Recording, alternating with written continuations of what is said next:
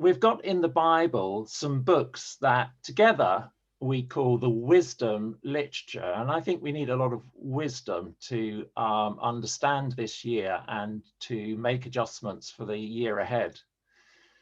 So I've been thinking a lot about wisdom literature these months, and I just want to make a little distinction between the perspective that the book of Proverbs gives us in that body of literature and two other books, the book of Ecclesiastes and the book of Job. And I think making this contrast might help us to gain more wisdom. The way I see it is Proverbs is a very optimistic book. It stresses positivity. You may know the very famous verse, "Trust in the Lord with all of your heart and lean not on your own understanding. In all your ways acknowledge him and he will direct your paths." It's saying if we fear the Lord and obey his commandments, things will go well with us. So that's Proverbs. Ecclesiastes comes along and it uses a word we generally translate as meaningless. Life is meaningless. We can trust the Lord and obey his commandments, and things don't always work out good for us. And he goes on a whole experimental tour of this, and he observes things, and he comes to the conclusion that we do need to fear the Lord and we do need to obey his commandments, but sometimes just because the world is the way it is, as a fallen world, there's a crack in the system, things won't always work out well. That's Ecclesiastes. Job, things work out terribly for him. He loses absolutely everything, his family, his wealth, all his possessions, and his health, and all his friends. And eventually he takes it out on God. He keeps his cool all the way through, and in the end he flips. And what does God say to him? "Where were you when I made this world?" Human beings have very little understanding of God's ways, but God is ultimately good. And you know the end of the story, Job receives everything back. So I think looking at 2020 and 2021, we need the optimism of Proverbs. If we fear the Lord and obey his commandments, things will go well with us. But we also need the wisdom of Ecclesiastes. And you may know examples of people who have feared the Lord and obeyed his commandments, and for one reason or another, things have not worked well. Some of us on the team know somebody at a local church who was very on fire for the Lord and died of COVID in the first few weeks of the pandemic. And we were all quite struck by that. It didn't go well with him, even though he served the Lord. We probably all know of that happening in our own lives and in others. But we also need the wisdom of Job, that in the end, we cannot master God's mind. And somehow we know this from Romans, but also we can find it in Job. God works things out for good according to his purposes. So it's a very varied vision of wisdom that the Bible gives us. It's not an easy fix. It's tricky. We don't know where we are when we're trying to make sense of things. And we don't know with some things whether we can understand them or whether this is something we've just got to leave to God, because we do not understand how this has worked out like this. We just have to trust. That's the end of my biblical reflection, but I hope it sets us in gear to hear some optimism from these 5 panelists, but also some realism and the struggles they've had, and maybe some things that are still unresolved and being able to live with things that are still as yet unresolved. So without further ado, I'm going to ask them to introduce themselves, and just in random order on my list is Karen to start with. Could you just introduce yourself in a couple of sentences, Karen? Yep. Hi, I'm Karen. I am the CEO of a company called Ethical Apparel Africa. I've spent all of my career in the fashion industry, mainly working for Asda for George Clothing, and then I started the business 5 years ago. We're an ethical sourcing company that's proving that mass manufacturing can be done ethically, and we work with factories in West Africa, mainly in Ghana, to produce ethically, mainly uniforms for export, mainly to the USA. I did this because I was very passionate about ethical, but also I read a book and had some prophetic words about if you want to walk on the water, you've got to get out of the boat. And so eventually I got out of the boat to do that. I realized that my fear was being a CEO, and I'm still scared of being a CEO on a daily basis. And an interesting thing about me is that I don't like chocolate. I never have done. My mother tried to feed me a Mars bar when I was 5 years old, and I spat it out then. She thought I was weird, but I've never liked it to this day. Thank you. Great. Well, we'll come back to some of that later. Great. Ko, would you like to introduce yourself very briefly? Hi, everyone. My name is Ko. As you can see, I am actually living in Hong Kong, but I have lived in the UK for 10 years in my earlier life. I am currently working as a deputy CEO of a family office, which is actually doing investments for a family group. I came to Christ in my adult life, and after I came to Christ, I was still doing what I call the bifurcated life, having my spiritual life and my work life very separate. But 10 years ago, through a spiritual revival filled with the Holy Spirit, I began to walk with the integration of both faith into my workplace. And here I am doing this today. Incidentally, the family group, the family office I work with is actually a Christian family. So I was able to do this more easily than if I was in a really secular type organization. But I grew up in Malaysia, but I've been in Hong Kong for the last 35 years. Well, thank you for making it, especially with the time zone difference. Can you just let us know what time it is with you, where you are? Oh, it's 8:45 p.m. Okay. Great. So this is your supper time. Thanks for joining us. Great. Next, a little bit closer to home, we have Rachel. Hello, everyone. Great to be here. Karen, I can't believe you don't like chocolate. It's my favourite thing ever. So hi, I'm Rachel. I'm the founder of Get Synergized, which is a consultancy and project management service that I set up 2.5 years ago after a light bulb moment traveling Australia. And I guess reflecting on my 20 years of experience working with the most vulnerable and marginalized in our community, I wanted to use my skills and my passions to connect people, see business as a force for good, and help address some of the societal problems. So I set up my business, and I consult with a mission to get the business, charitable and public sector to collaborate to drive social change. And I think we can all hear examples, know of examples in COVID where we've seen this happen. So it's a really exciting time. I'm currently in Poets House, which is in the lovely little town of Ely. And I'm here because I've just had a wedding dress fitting because I get married at the end of December. Yeah, it's great to be here from Poets House. Thank you so much. Thanks. Great to have you, especially when you're busy with your wedding prep. Great. Now we leap over to Africa, and we've got Joshua in Kenya with us. Joshua, could you introduce yourself?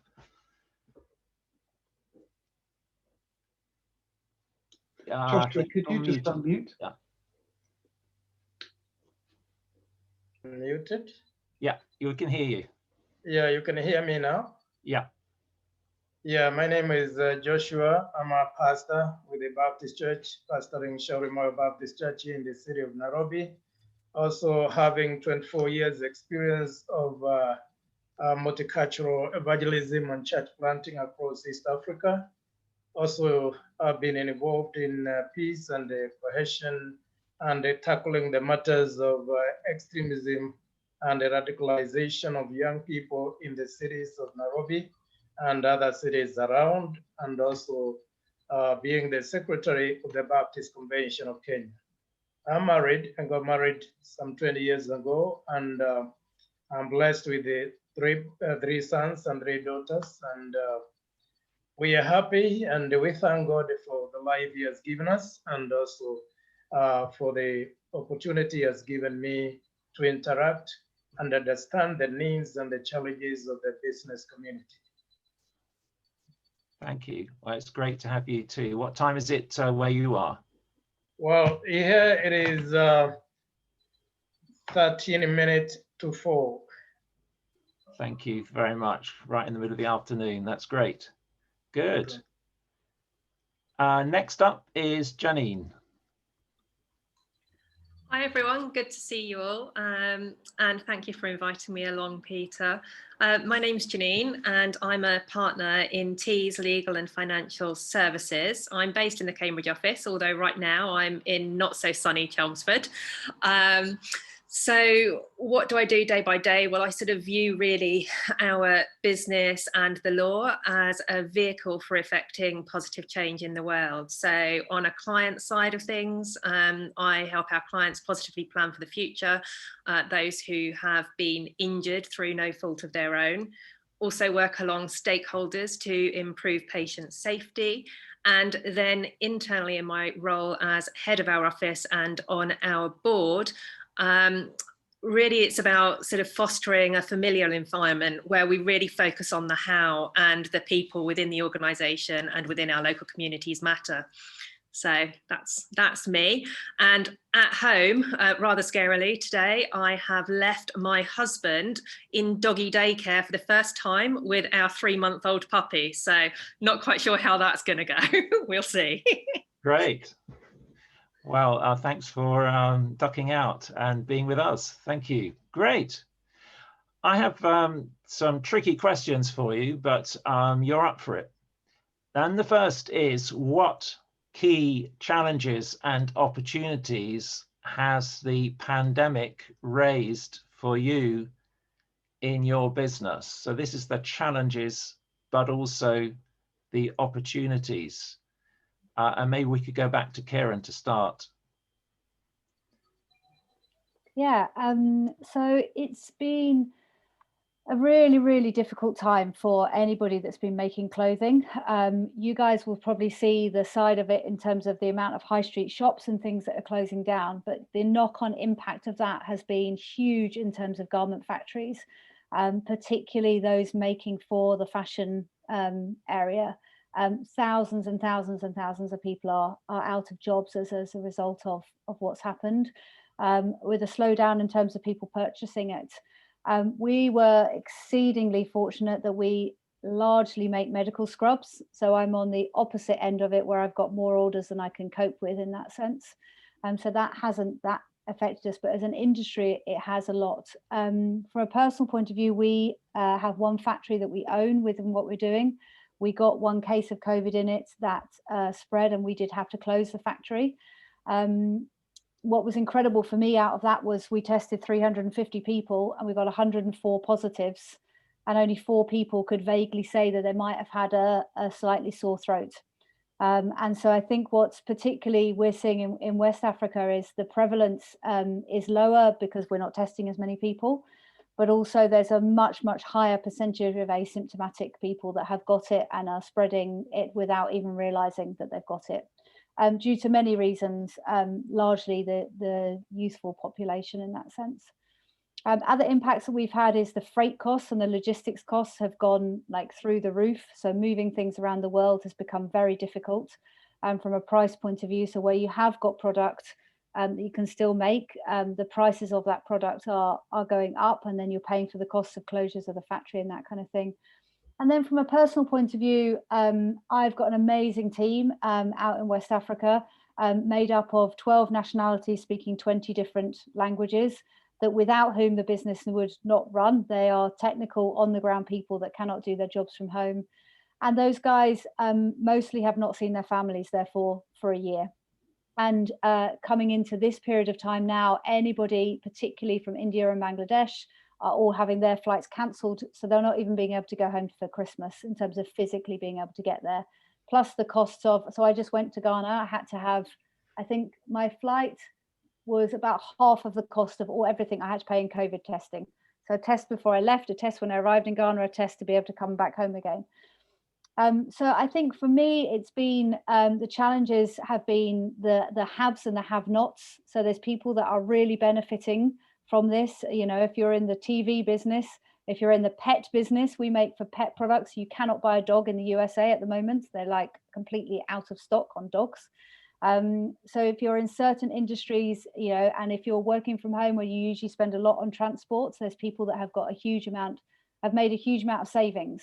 And there's a lot of people that are really, really completely out of work and in really, really dire situations. And I think that for me poses a big question for us as Christians, that if we have ended up in the have section as opposed to the have not, what are we doing with that generosity, and what are we doing with that money that we're saving in terms of being able to spread God's love with what we're doing. I think the other challenge for me that I think is an interesting one that business is going to have to look at is our legal contracts. So a lot of the suppliers have had contracts with retailers to say that they will purchase the goods, and the retailers are just walking away.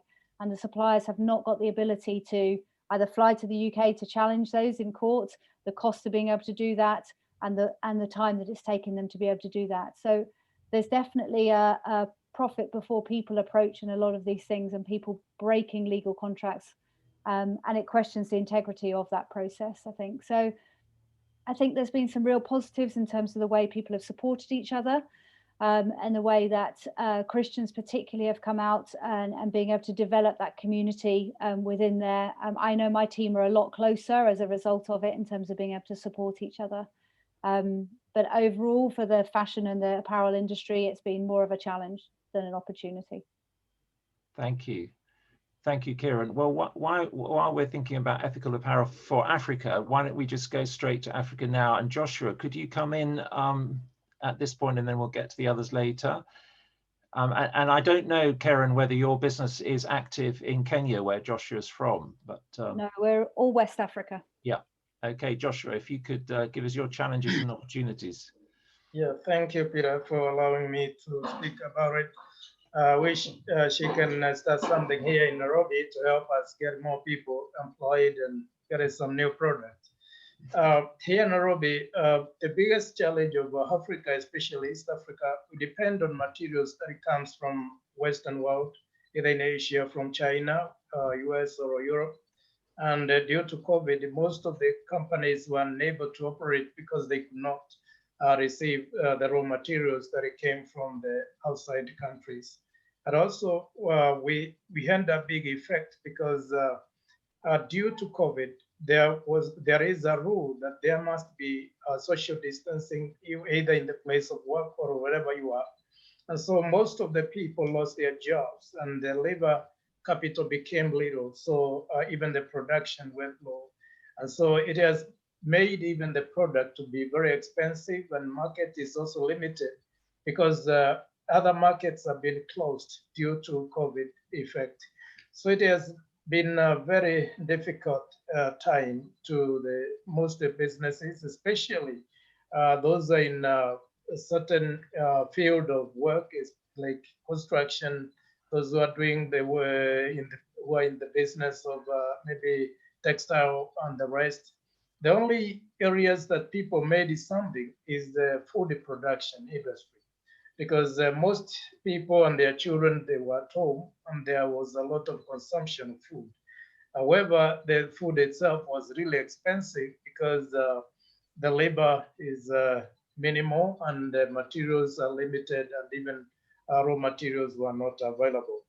We are seeing the possibility is that the only people made a milestone in their business are those who are offering online services, because they were able to do more sales. They were able to to attract more customers than those who depend on conservative methods of doing business. And so I learned through this time that sometimes it is good to think of diversifying your business and also thinking of embracing the new methods that can help you to survive in a time like this. Thank you. Let me just thank you. That's fantastic. Thanks for being so open. Maybe next time you speak just a little bit closer to the microphone, Joshua. Your voice is a little bit softer than the others, but that's fantastic. We picked up what you were saying. And can I also interject that you can use the chat facility? The panelists will be probably too busy to respond to you directly, but we have somebody in our team, Rob Allen, who's keeping his eye on chat, and he'll summarize any questions later when we open up to the floor. So do feel free to pop questions in there. Great. Janine, maybe you could be next. Challenges and opportunities for you.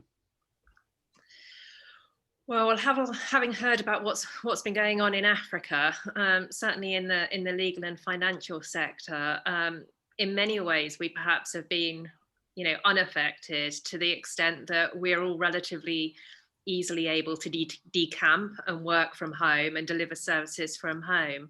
I suppose what we saw initially was a mass uptake, particularly in our private client department, for people rushing to get wills. So perhaps a takeaway is make sure you've done that in advance and to think about those things rather than wait for pandemics to come along. But perhaps the biggest challenge is actually that working from home piece, where for us, we're very much about our people, we're very much about our team, we're very much about what we call our T's family. And suddenly putting everyone into their own homes, working apart from each other, became sort of quite challenging, particularly for those who were genuinely on their own. They weren't at home with families. They were literally just on their own, particularly in the first lockdown where there were no support bubbles or the like. So putting in place all of those extra check-ins, making sure that people were staying mentally well as physically well was really, really important. And actually something for us really as an opportunity to take forwards and make sure that we continue those check-ins on a very regular basis in the future. I think also the opportunity for me personally was that we actually made the decision to close our office before the first lockdown and to deploy everyone working from home. And it was actually the first time that I have suggested that for those who would like to, we could actually have a prayer meeting. Now, if you sort of turn the clocks back, this is back in March when really none of us knew what the next, however many months were going to look like and what the rest of the year was going to look like. And it was really nice to actually be able to open that dialogue to see who else in the building had faith, who didn't have faith, but who nevertheless wanted to join, and actually build a prayer wall and to think about what things were really concerning each other for us to be able to take away. And then actually from that also to set up a sort of office prayer WhatsApp chat so that we could again stay in contact and make sure that we were continually praying for each other and for the issues that arose as and through. So I think I've probably got less valuable experiences than others on the panel to share around the challenges. But certainly for me, it was an opportunity to really bring my faith to the workplace. Thank you, Janine. Well, Rachel, thank you. Rachel, you have been very stretched in recent times. Even though you're getting ready for your wedding, you've had a lot of business challenges. Tell us about those and also the opportunities. Yeah, I think when I started my business, I was sort of like banging the drum for services and sectors to collaborate to drive social change, the business, public and charitable, and going to various places. And there was a real interest at that point about business being a force for good, looking at purpose and profit simultaneously. But I think we've all spotted that through COVID, suddenly businesses have looked at ways they can step in. People are speaking out if they've got platforms of influence like Marcus Rashford, talking about actually how can the the weaker be supported by those that are stronger in this current climate. And my work over COVID, I've been pretty stretched trying to manage my business, working on my own and being self-employed and not having my community that I'd go out around. But over COVID, I was asked by a charitable organisation I was working for called It Takes a City, which is a homelessness partnership, to pivot my work on consultancy and strategy to actually lead on the operation of the food provision for 150 rough sleepers that were asked to be put into hotels over the COVID crisis. And through that, and Mike's on the call here, hi Mike, who was also part of me saying, right, this is how you got to do it, these are the processes you've got to follow, this is your risk assessment, are the kitchens ready, are we all going out? And we'd go out taking food.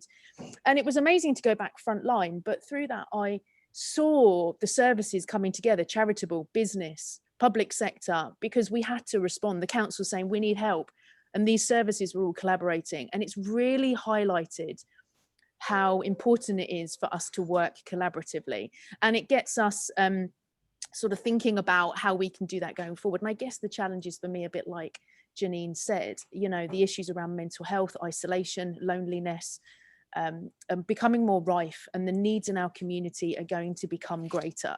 There is going to be more challenge. There are a lot of young people with mental health issues that have increased. There's issues around digital exclusion, and I think we're going to demand services. So how can businesses look for the ways that they can support and give back is what I would say. And how do we not lose this conversation? How do we suddenly not go back to normal and forget what we've done and forget that there are people in our community that are struggling? And how do we respond, and what part do we play? And through my business, I'm being given opportunities to speak on podcasts and just to share God's heart for people, to care for them. And how do we look out for those who really need help? Thank you, Rachel. That's very inspiring. Keo, we're going to move over to you now, and maybe we could start to shift into how faith has made a difference. And I've left you to last because you did mention a few things in your introduction that, especially doing a Alpha course, as a result of which you radically saw your work in a different light from you had before. So tell us about the challenges and opportunities, but also the role of faith in all of that. Thank you, Peter. This whole COVID is pretty crazy, it's almost wild in the context of having seen many crises. I counted the last time I've seen a dozen crises in my last 40 years of work. This one is particularly devastating because it's not just economic, it's health, and it's global. So, and Hong Kong have just gone through or going through a phase 4 of a situation. Despite the fact that someone like Hong Kong have the experience of SARS, which we were able to contain a lot of situations to date. So maybe we are seeing that the wave will not change, and everyone will go through that. I hope not. I think for me, one of the things that I started to look at was during this situation, and because we're being in investments, we have actually contingency plans of if something happens, disaster recovery and all this stuff in place. Despite that, we see some very different scenarios.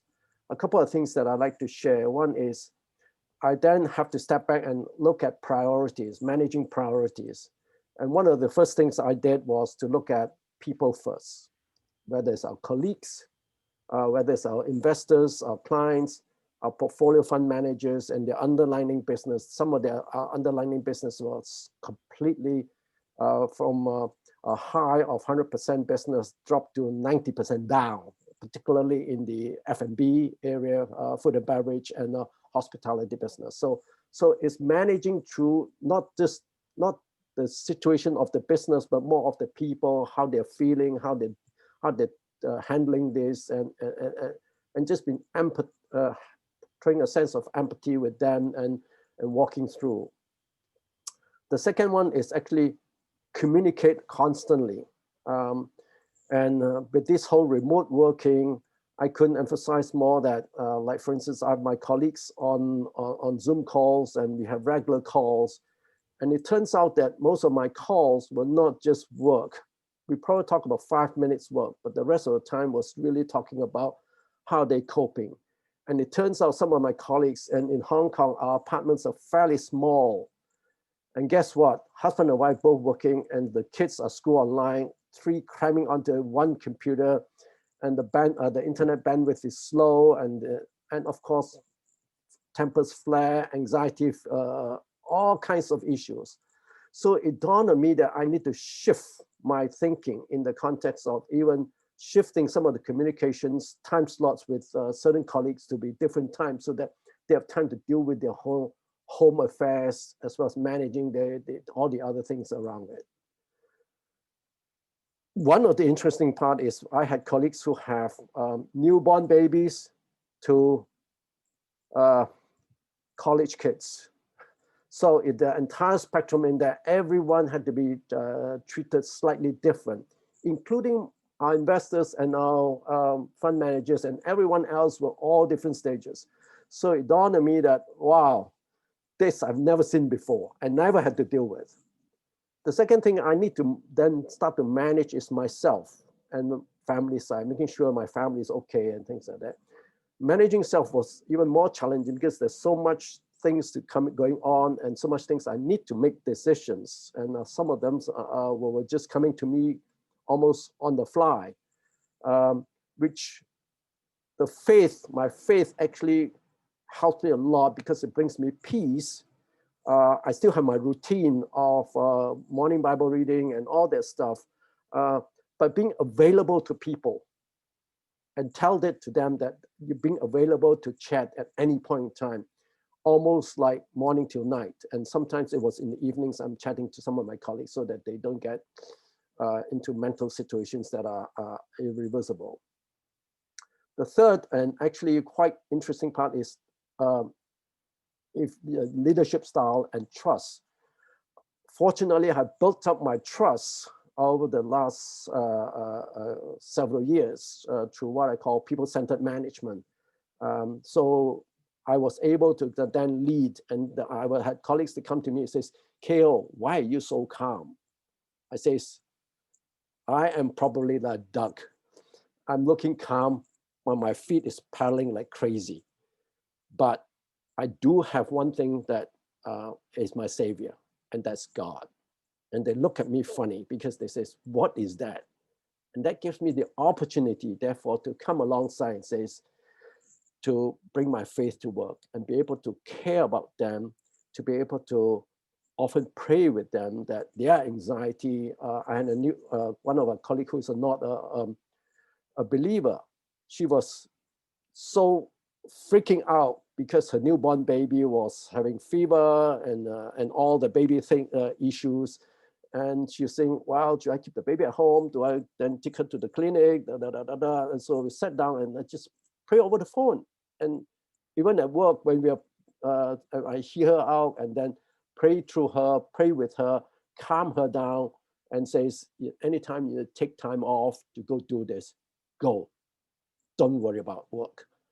And that really helps stabilize the situation at work. And that becomes a really, a learning exercise for me as well, as I have to reflect on what has happened throughout the last year, basically, that I've never seen before. I'll stop there. Peter, you're just on mute at the moment. Sorry, thank you, KO. I zoomed out then. So one of the team, if I lose connectivity, please jump in for me, because I just completely, my connectivity failed. But I'm still here. So Karen, your business has got Africa in the title, and Christians are concerned about poverty in Africa, and it's also got ethical in the title, and Christians are concerned about being ethical. So how are things for you as a Christian and being upfront about your faith, running a business like yours? Yeah, it's a really interesting question. Ghana is a predominantly Christian country, and so having a Christian business and a Christian-led business in that sense works as a massive bonus there in terms of the way that you do business, and from a values point of view, a lot of the people are on the same kind of a level, but at the same time, we our team is multinational, and we have Hindus and Muslims and Buddhists and all sorts working with us. So it's always a fine balance between being the leader and being sharing my faith within there, but also being able to be inclusive with the way that we do it. So we have a WhatsApp pro group. Any employee can be on that, and any member of their family can be on that as well, in terms of getting information, getting updates on the business and prayer points and those kind of things. It's been amazing to be able to, like Kay was saying, pray with certain members of the team, and particularly when people have wanted prayer. We had one Kenyan lady actually on our team who, having lost her 11-year-old daughter a few years ago, was come to Ghana to work, and in the first week that she was working with us, she lost a sister to underlying health problems, a grandmother who was over 100, but even so, and another sister to COVID within a week. And so we had to be very, to saying to her, look, if you want to go back, you can go back tomorrow if you want to go back and go to the funerals and those kind of things. But actually she wanted to be able to work. And so we created a network of support around her. We found a local pastor to spend some time with her, to be able to be there alongside her during that time, because her faith was really, really shaken. How could God take that many people in my family in one go, having suffered a catastrophic loss of losing her daughter as well? So trying to be there for people, like Kay was saying, and understanding that everybody's an individual and everybody's going to want something different. And I think for me personally as well, I guess using prayer as that tool and being, every day we have to make a different decision about what we're going to do in terms of people going home, people coming in, taking business, not taking business, fast tracking factories to try and cope with it, dealing with the compliance issues that those happens with. And just trying to give that to God, saying, where do I take the risk? Because actually taking the risk with what's happening could have a really big knock-on effect in a bad way. But when is taking a risk actually the right thing? And really trying to hear from God in terms of making sure that we are protecting our people and protecting what we've got, and protecting our workers. In the factory we have 500 people. So suddenly that's not just 20 people on a team's work, jobs are at risk. It's 500 people's jobs that are at risk if I make the wrong decision, which is a huge weight. But at the same time, trying to my husband says to me, how do you go home at night seeing that you've got, a big red number about to appear on your balance sheet, or, those kind of things, that you have to let God be in control. There's no other way about it. He gives you the common sense, he gives you the Bible, he gives you the guidance, use those things, and then just be able to go to sleep at night, because otherwise those people are relying on you to be strong, and you've got to be strong, and sleep is important within that. Wow, that's profound. Thank you, Kieran. Great. Janine, how are things? Peter, yes, we just started to get a couple of questions from chat, so Rob may want to. Yeah, let's. I was going to say, yeah, that's right. Good. Let's see what's coming in on chat, Rob.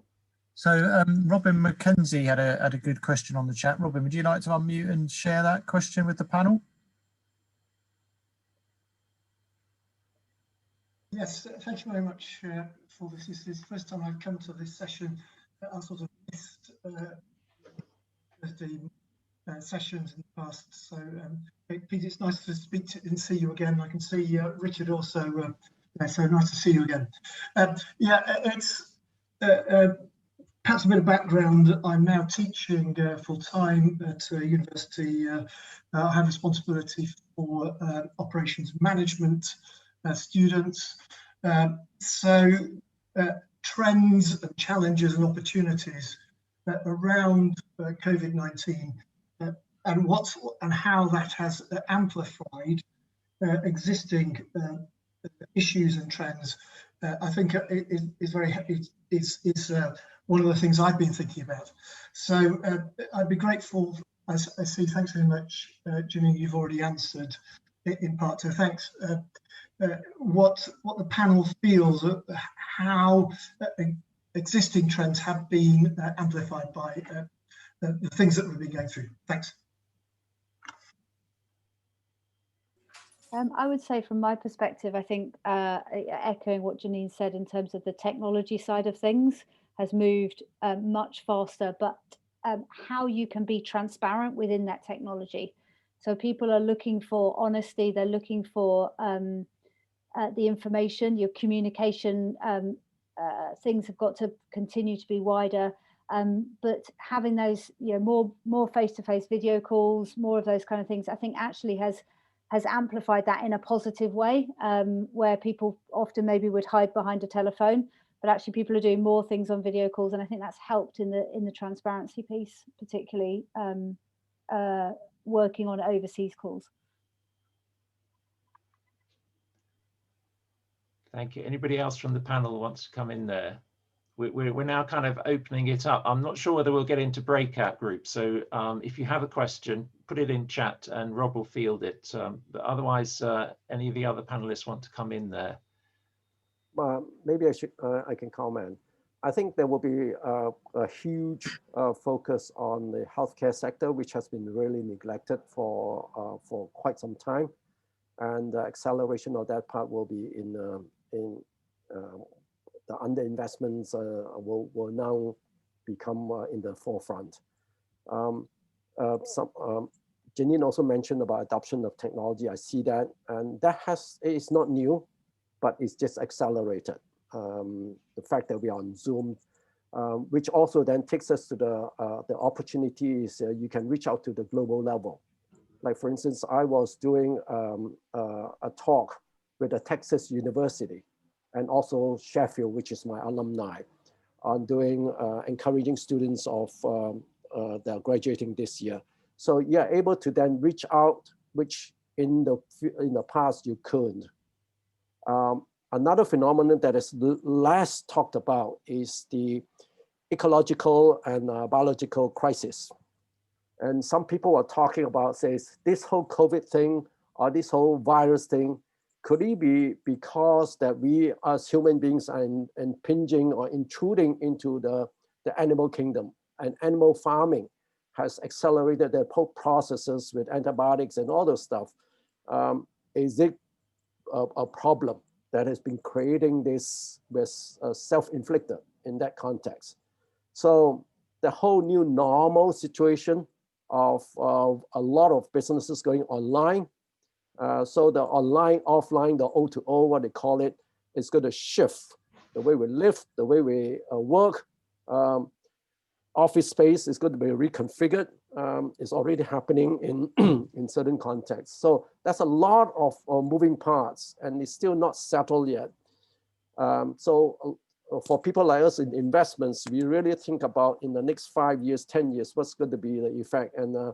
And the new normal is going to be a really new normal. And I'm beginning to draft some of those things down for our own investment teams to look at. But certainly healthcare is actually top of the list. And the crossing between sectors in the healthcare become even more significant.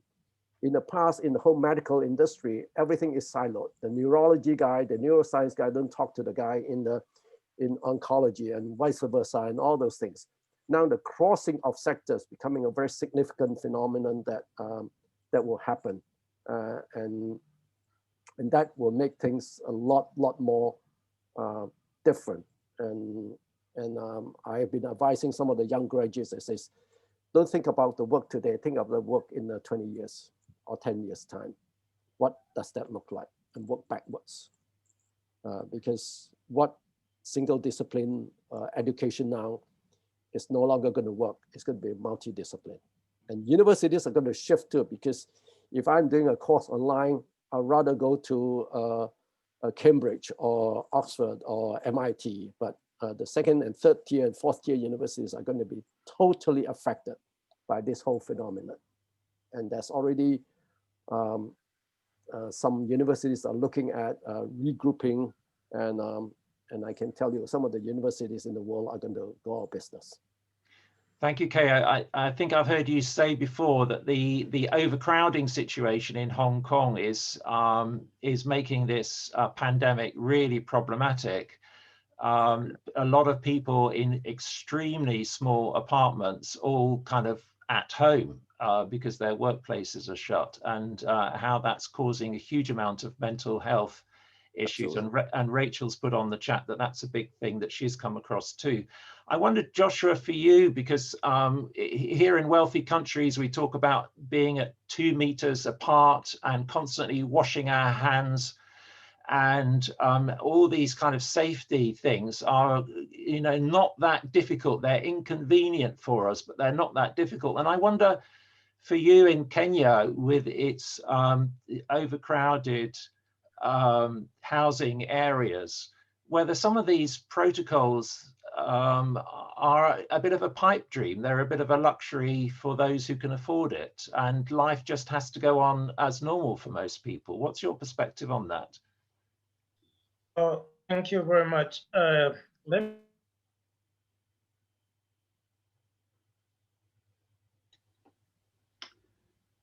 People live in a very small house. When they think that for them to be able to keep that distance we are talking about. When you go to education sector, with the government intended to reopen schools in October, but they were unable. The government allowed only Form 4s to reopen because of the space. For example, the primary school where my children go, one classroom has 87 children.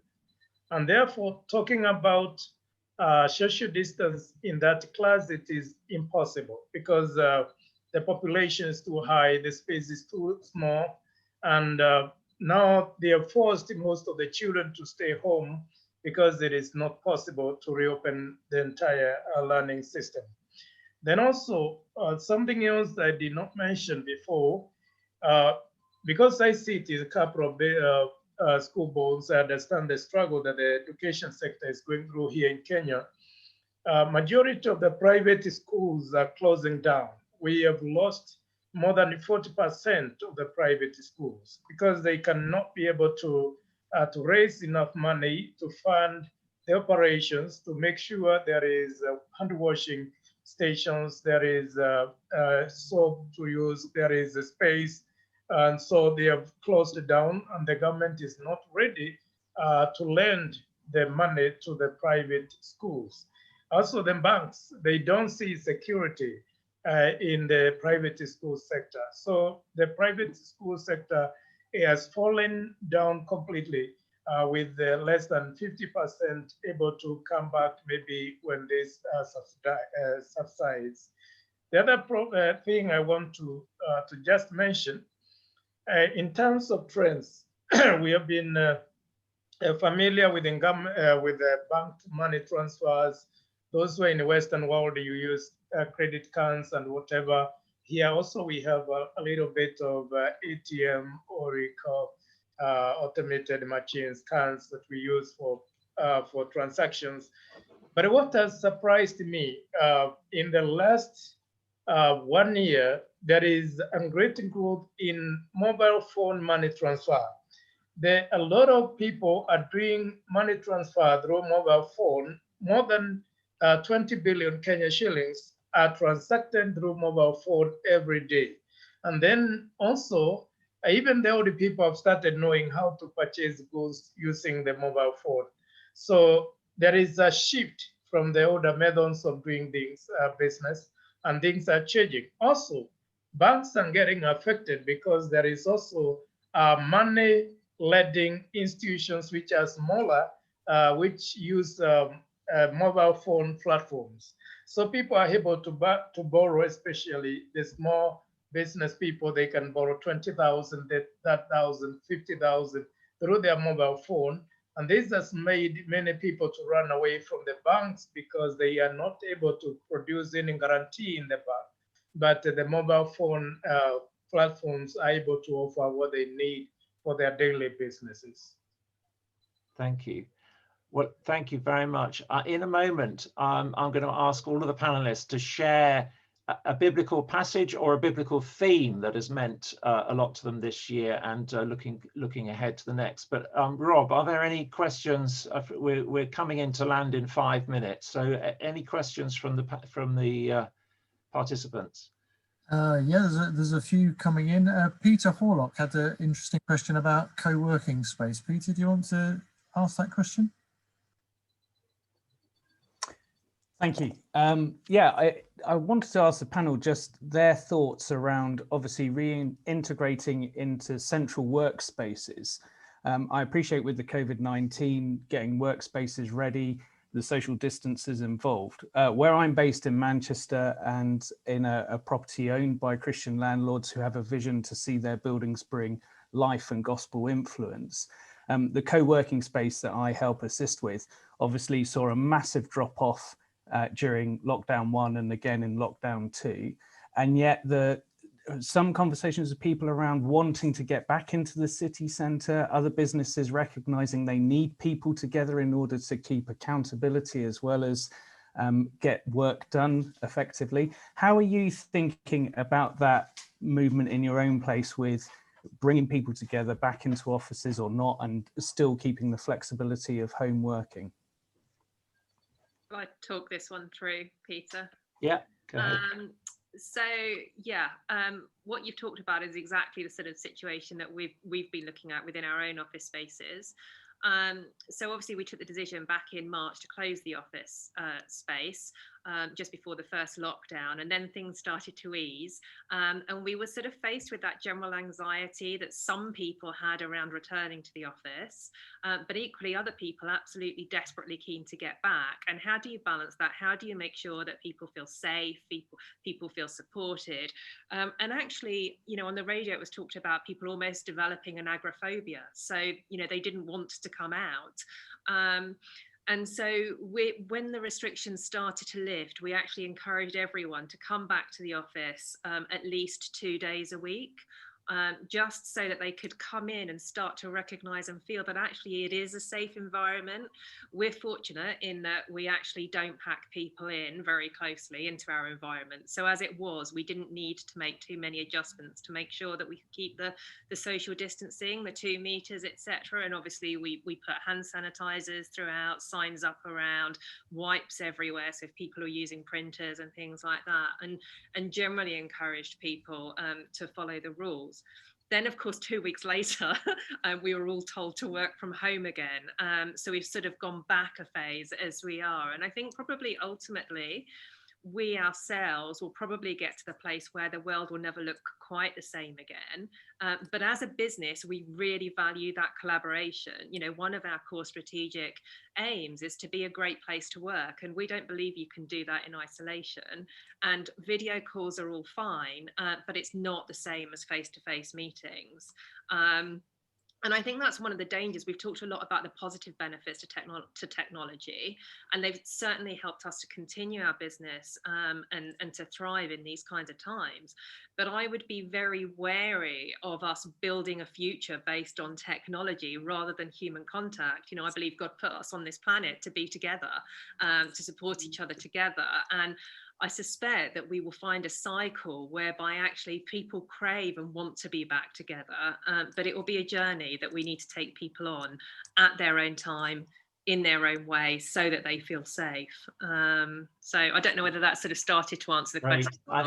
I think that's great, Ginny. We'll have to leave things there. Can we go around in this last minute with the panel, starting with Rachel, on biblical passages or themes, just in our final minute? Yeah, I think for me, as I've taken my foot off the pedal, planning a wedding and running a business, and I can't do it all in a COVID world. I'm really reminded about trusting God, and I'm really reminded about him being the business owner of my business, not me.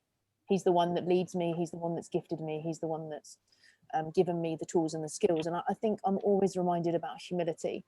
And you know, running a business, you kind of want to do well. But I'm reminded of the passage that is 1 Peter 5-6 that says, humble yourselves, therefore, under God's mighty hand, that he may lift you up in due time. And I think actually running a business, there's a real pressure to perform, to be something, to be all the eyes and ears. Everyone's got to see you're doing really well. And actually, I just want to succeed in what God's calling me to do. And I don't need to worry about the future. But I think humility is so important. I don't want to get ahead of myself, but I want to trust that he would lead my business.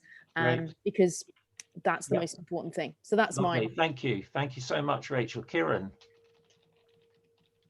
For me, it's been reading Nehemiah. I think I've been really struck, I think I said before, between out of this, the haves and the have-nots. And Nehemiah came from a privileged position in terms of his role, and then using that to be able to rebuild the city, but the people that he looked out for and the people that he worked with along the way, despite the opposition that he faced, and keeping his eyes kind of fixed on God through that time. So you know, if you are somebody that's coming out of COVID in a more privileged position, how do you use that then to keep rebuilding the kingdom, despite the opposition that you're going to face? Thank you. Great. KO.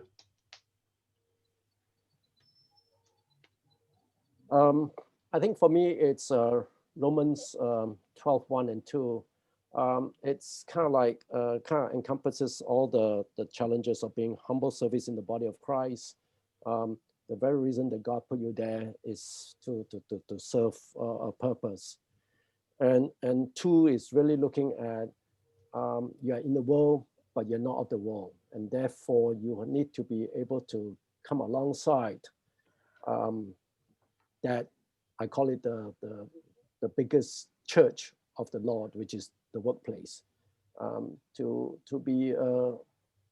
make a difference in other people's lives. Great. Thank you. We are out of time, but we're just going to finish this round. And honestly, if you need to go, that's fine. And you can catch up on our recording. But now we're back to Joshua. Yes, the verses that have really encouraged me this time and I would like to share with others is the book of Isaiah 30, verses 20 and verses 21. The scripture says, although the Lord gives you the bread of adversity and the water of affliction, your teachers will not be hidden no more. With your own eyes you will see them. Whether you turn to the right or to the left, your ears will hear a voice behind you saying, this is the way, walk in it. So there is an opportunity, even though we have gone through a very difficult moment, a season of suffering. The Lord is telling us the voice of the Lord will speak to us and show us the way. We need just to be keen and listen to that voice and all will be well. These are all such powerful themes. Janine, you're last, and then I'm handing over straight back to Stephen. Okay, so for me, it's very much along the lines of Rachel, really, to the extent that it's remembering that actually, you know, I've been put where I am to fulfill God's purpose. And one of the things I struggled with personally a lot at the very beginning of the pandemic was that actually there were many people out in the world doing amazing things. And I felt like I was focused entirely on the business and I wanted to be doing this stuff, but I was reminded that actually that was where God wanted me at the time. So the verse that I always come back to, and I have done during the pandemic, is from Matthew 5. So it's you're blessed when you're at the end of your rope. With less of you, there is more of God and his rule. So, you know, no matter how tough things get, no matter how hard things are, that's a good thing because that means less of us and more of God.